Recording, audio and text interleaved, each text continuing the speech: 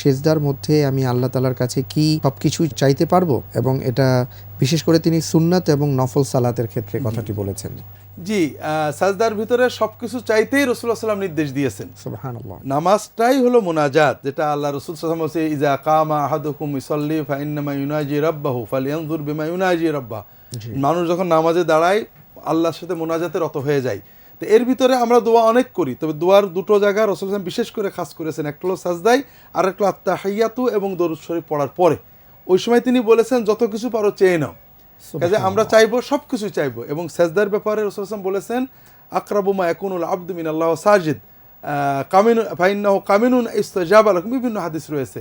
আল্লাহ রাসূল সাল্লাল্লাহু আলাইহি ওয়াসাল্লাম বলছেন, বান্দা যখন সেজদা করে তখন আল্লাহর সবচেয়ে নিকটবর্তী হয়ে যায়, এবং সেজদা অবস্থায় যে দোয়াই করে এই দোয়া কবুল হওয়ার সম্ভাবনা খুবই বেশি। তো এই জন্য আপনারা সব রকমই চাইবেন, তবে চাওয়ার ভাষাটা মাসনুন হলে ভালো, অর্থাৎ কোরআন বা সুন্নতের দোয়া হলে।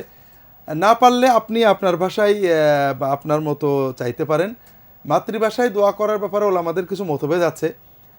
সুন্নত, নফল, মুস্তাহাব, তাহাজ্জুদে অনেকেই মাতৃভাষায় দোয়া চাওয়াও বৈধ বলেছেন, কেউ কেউ মাকরু বলেছেন। তা আপনারা চেষ্টা করবেন সুন্নত দোয়াগুলো শিখে শিখে আমল করার। আল্লাহ তৌফিক। আমিন আমিন।